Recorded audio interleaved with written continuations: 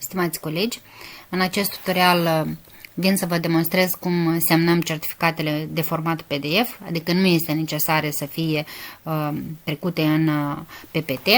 Deci pentru aceasta facem click dreapta pe el, alegem să stocăm în computerul nostru. După ce l-am stocat, ne ducem în browser, lansăm o filă nouă, în adresa web scriem PDF24. Deci, după aia alegem adresa web unde scrie Tools PDF24, deci iată cam așa se lansează acest instrument.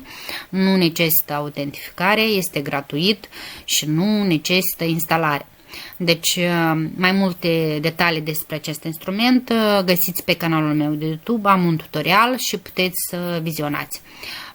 Deci accesez, editează PDF, fac un click pe această ferestruică, aleg fișierul din computerul meu.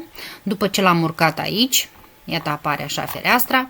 Deci ce fac eu următorul pas? Deci accesez din bara cu instrumente litera T, așa apare o boxă cu un text, deci eu îl plasez în click stânga apăsat și mișc această boxă. Deci iată. După aia, dublu click, se evidențiază tot textul și scriu numele meu și prenumele. Balanici Olga. Vreau toate litere mari, deci Balanici Olga. Așa. Apoi, dacă doriți, modificați și culoarea prin accesând, iată, cănuța asta umplută cu cerneală, da? Deci selectez culoarea care îmi place mie sau care o doresc să o plasez. Așa, pot să măresc puțin mărimea textului, iată cam așa, pot schimba și fontul, pot să fac mai îngroșat și mai cursiv, iată cam așa.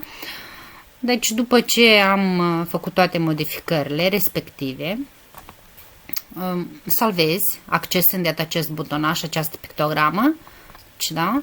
Se procesează, apare o casetă descarcă, fac un click pe el, pe această casetă, îl stochez în computerul meu și respectiv lansez certificatul. Iată cam așa arată certificatul meu, editat în PDF. Succes! Mulțumesc!